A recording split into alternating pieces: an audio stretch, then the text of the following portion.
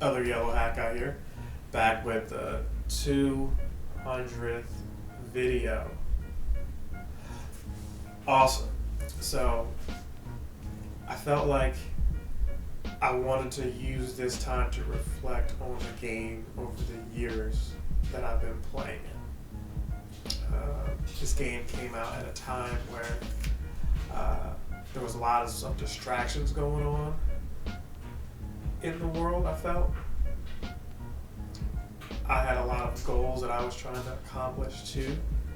Financially, I wasn't even in my home when Pokemon Go came out.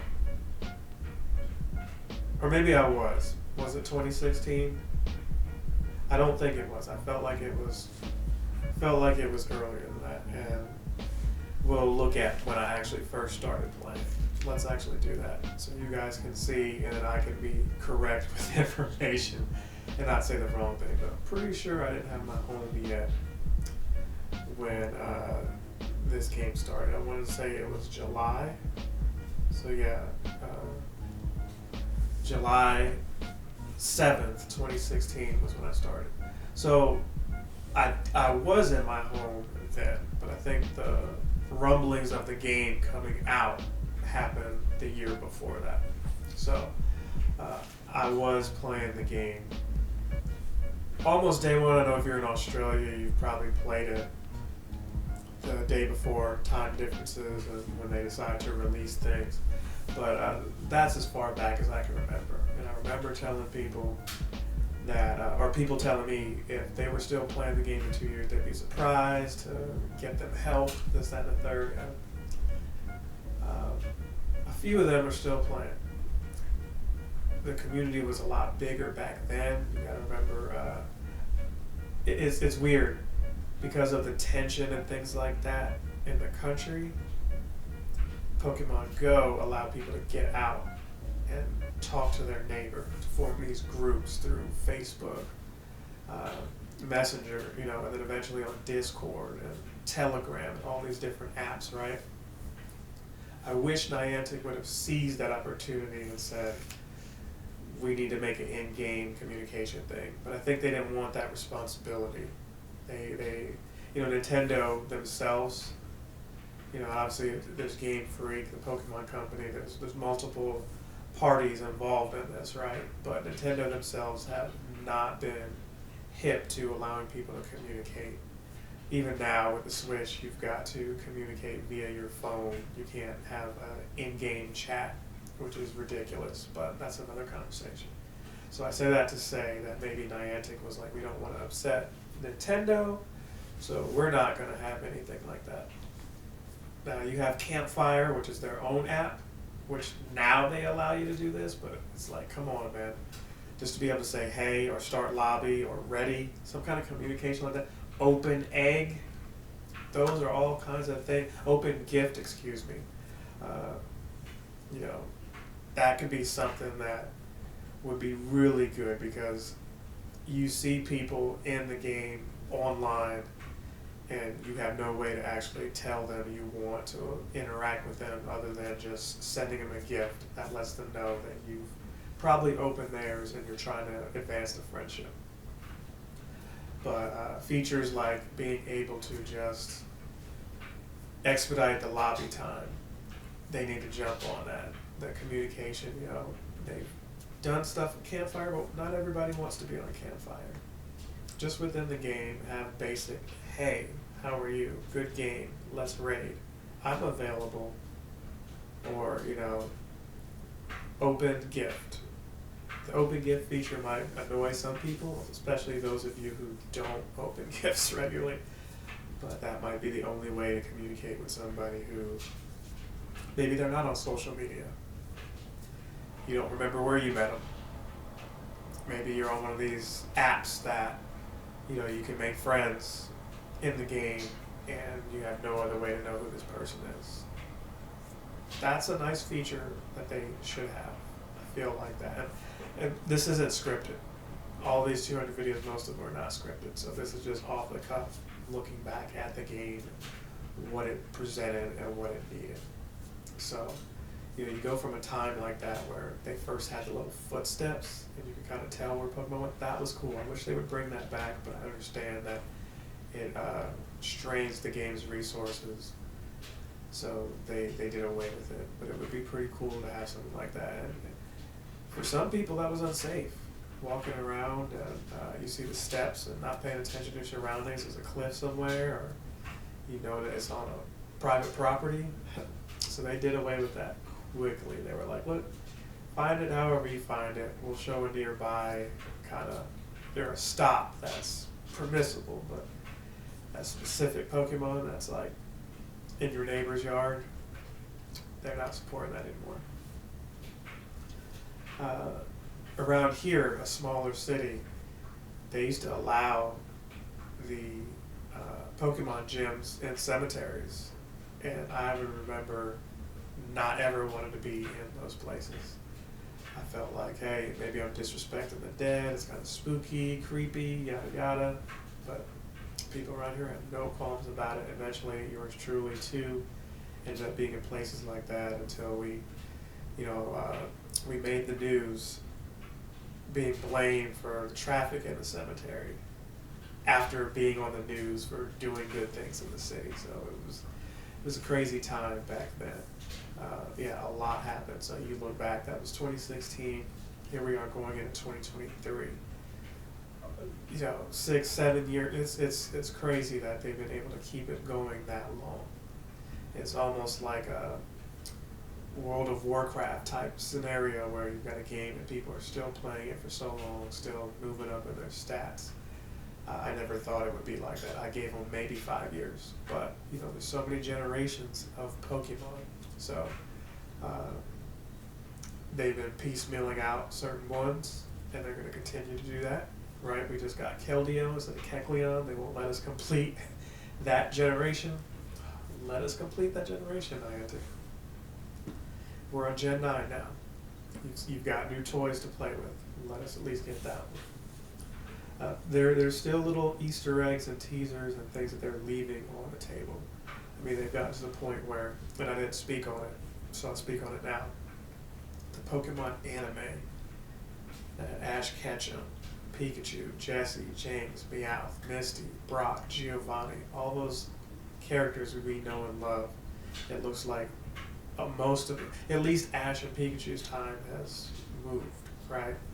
Spoilers, I'm going to give you 3 seconds to pause the video and maybe come back if you aren't aware of this, but hey, they're retiring that character. Part of it might be due to the voice actors' ages. Those guys are getting up there. Pokemon has been around forever, right? But then it might also be stale. Ash finally won. He's, he defeated Leon or whoever it was, and he's nothing but what? After being a lovable loser all of these years. So there's just really nothing else to get out of that character other than maybe training other people and showing up later. They needed some new blood to show other people come up and become good trainers, and they chose now when they could have done it several years ago, in my opinion. But here we are, and we'll see how long they go with these new characters, because they're not picking them up from like Sun and Moon era. It's the current Pokemon series out right now, Scarlet and Violet. They're from that region, these new characters. So it would be nice to have, a send-off for that character. And I'm sure that's what they're going to do, but it'd be nice if Pokemon Go reflected that as well. That would be interesting. I'm sure we'll get Scarlet and Violet theme stuff in the game this coming year. We didn't get that much stuff with Arceus at all, but stay tuned to the YouTube channel. At some point I will continue playing Scarlet, I don't have Violet. I wanted to trade Scarlet for Violet, but I'll be playing Scarlet, and I'll be jumping back on Arceus for sure. It's just, a lot of these games I got during COVID, you had a backlog of games. I wanted to complete those first before jumping into Arceus. It feels like, it's been almost a year since Arceus came out mid-January or something, late January. And here we're about to start January. And as you guys get older, you'll understand That you can't just stop and play games when you want to, when you've got bills, family, etc. in the way. I hate acknowledging that I'm getting old, but it's a blessing to also be here with you guys still. And I didn't start this channel. I didn't start playing Pokemon stuff in 2016. I still had a YouTube channel that wasn't really active with it, but it was this game that got me out of my shell and said, yo, I'm having so many crazy adventures. I'm meeting new people, and we're all just catching these invisible creatures, none of which really matters in the grand scheme of things. But it's these memories that we have together. Eventually going to pizza places, the walls of my house being painted, all kinds of hookups, all kinds of friendships formed. I would have never probably stayed in this area if it wasn't for Pokemon Go. That's the truth. So it's bittersweet sometimes when it's like Niantic not reaching out or not acknowledging the channel. It's a small channel here, and that's fine. Love to have it bigger, but a lot of these things I was doing personally before Niantic even decided to get involved, before other people even. And that's not me tooting my own horn, but I have to. This is episode 200. 200 videos of Pokemon Go. When else am I going to do it? 300 episodes? I told you guys I was going to slow down playing this year, and I did. It's begrudging to see that I was level 47 pretty much this entire year, it feels like. Yeah, pretty much this entire year. I didn't put forth the grand effort to do more. A lot of that was work changes, but just, I had seen it before. I had seen level 1 through 40, and there was a lull at 40, and I felt like I wasn't going to subject myself to that again. I wasn't going to coerce people to follow me and spend lots of money to just, at the end of it all, sit back and say, you're level 50, but what does that really even mean? You're grinding for the same stuff. When I got to level 40 finally, it felt like there was nothing new in the game.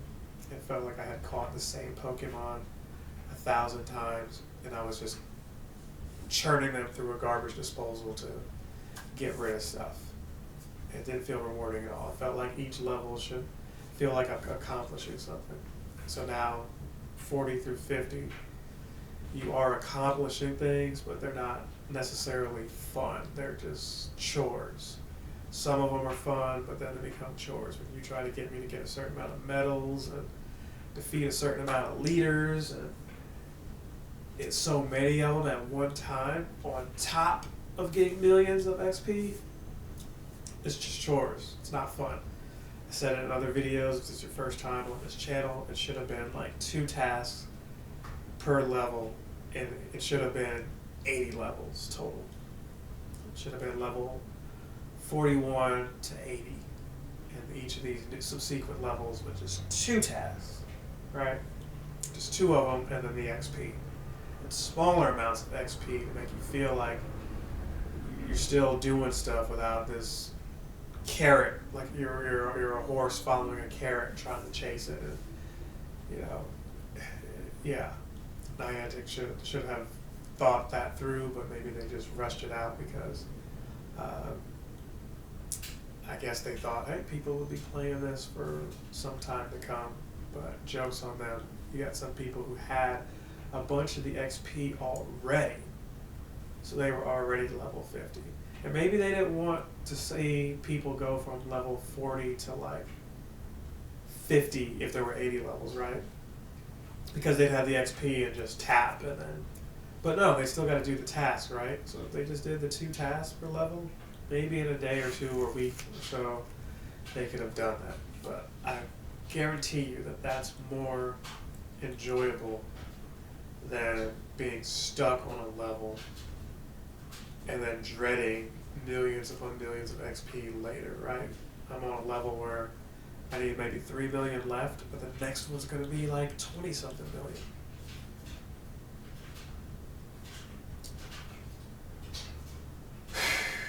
So I think in the end you need like 150 million for level 50. I can't remember. Somebody can probably fact check me in the comments or whatever, but it doesn't really matter because it's not happening 2022. 2023, there's opportunity there to get to 48, and depending on what new things they feature, new Pokemon, maybe with a bunch of lucky eggs or new best friends, we can get halfway through 48. Who knows? Who knows? When I was working from home or just not working, outside of making these videos, obviously, there was plenty of time and motivation to do it. Back then, we would drive around, and I should have said all this stuff earlier for those of you who've been with me before there was that yellow hat guy, back when I was just Leonard, right? Just man on the street. We would ride around the city and other cities. If you told me there was an unknown, dropping everything, getting in the car with somebody, following them to this unknown. They had these maps, these rocket maps and all this. It was crazy. Now you couldn't think about doing that with the way gas prices are. But back then, you wanted to be the very best. For me, I don't care about being the best, but I wanted to be competitive. I wanted to, before the battling, right? We had tournaments where I would get TVs and different gifts to give to people. We'd meet up at a church and, shout out to Chris Massey, shout out to Brandon Neal, Lindsay Neal, Andrew, shout out to you, Andrew Rayo, Chad M. Reese, Manju, Sear, I don't want to name drop everybody, Sammy Jackson, Jacoby, Rubia Diaz. Yeah, it was a pleasure. It was a pleasure to meet all you guys, play this game with all of you guys, and I don't know where I'd be without those moments, without those memories. Maybe I'll put it up, maybe I won't, but we used to take pictures of the group, big group. We don't do that anymore because COVID really wrecked the game. I would say that when I'm sitting back here just off the cusp, reflecting, COVID really destroyed the game for me. The in-person stuff. Some of it was good for some of you because, hey, they introduced remote raids, and if you were, spoofing or thought about spoofing or just wanted another way to play the game outside of the actual go part, hey, the remote raids was the injection that the game needed at the time. The problem was they didn't have the remote raids with caveats like just regular raids. You want people to actually still get out and go. So why is the remote raid 3 of those cheaper than the regular raid passes? That made no sense. It made no sense. Now they're the same price, but I would say the remote raid should have costed more. And if you were to keep them the same price, you should have had it to where those of us who meet in person, we don't care about doing more damage. At the end of the day, if there's a shiny Pokemon, and this guy that's not even here has the same chance of getting the shiny, or maybe a better chance because he hasn't opened the game in a while, right?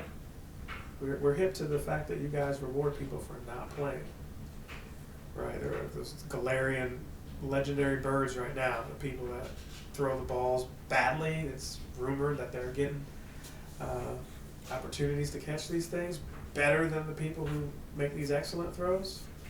Luck of the draw, I guess. But I digress. It's that should have been balanced to where it's like, no, we favor the people who are actually there. They get a stronger percentage chance of getting a shiny than those of you who are raiding at home.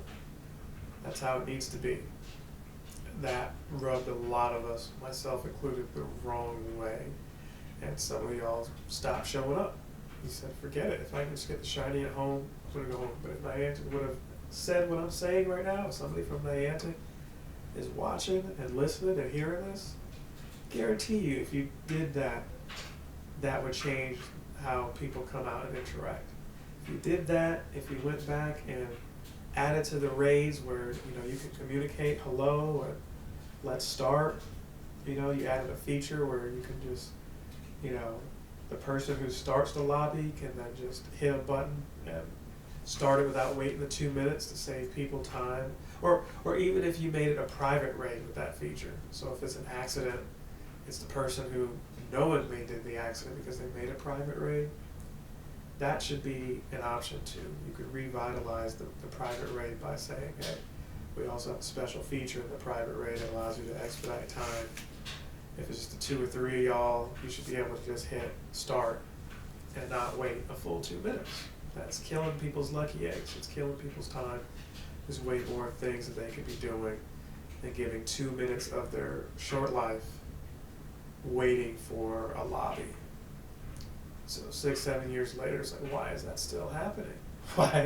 Why is that still a thing? So I could ramble on and on, but I wanted to use this moment to talk about some of the cool stuff, along with some of the stuff that irked me, some of the stuff I'm looking forward to with the game. So for those of you who, you know, kind of, I wouldn't say told me to start a channel, some of y'all did, but you kind of pushed me in a direction saying, why are you not? It just made sense. I thank you. Thank each and every one of you. Was able to get monetized on YouTube again for Pokemon Go. Not for making silly one-off Fred videos, but through Pokemon Go. So maybe we didn't go viral, maybe we didn't do trainer tips numbers or Brandon Todd numbers or whoever you want to name, but I still had fun along the way. So, you know, if I didn't make any more of these videos, and I'm not saying that I won't, but if I made no more, I can look at these 200 and say, hey, there was a time in my life right here where there was a game out that brought people together, that allowed me to grow as a person and do things I couldn't do by myself, right? We gave money and canned goods to the community here, right? I was on the news for that. Incredible. But as regular Leonard, I don't know if I could have done so many of those things, but as other yellow hat guy communicating to all of you, a lot of those things were possible. People from different faiths, religion, different politics, different walks of life all came together as Pokemon. Once again, I'll say it one more time, reminds you that if we're all looking for the same things, food, water, shelter, right? Replace that with Pokemon. Food, water, shelter with Bulbasaur, you know, Charmander and Squirtle, right? We could all help each other do that stuff. And that's a life lesson right there. So, as always, love you guys, appreciate you all. Hope you enjoyed this video, not a typical video. But this stuff had to be said.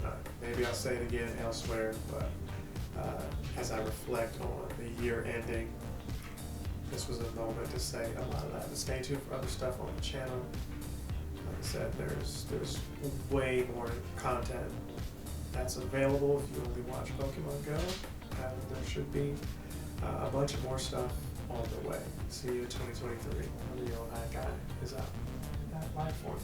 Subscribe, share. If I helped you out, if I made you think back to the past and good times, if there was ever anything that I was able to help you out with, leave a like, leave a comment, let me know your thoughts on not only this video, but the game in its current state. Did you used to play? Do you still play? Let me know. Let's talk about it in the comments below. I think Yellow Hat Guy is out. Captain Sensation!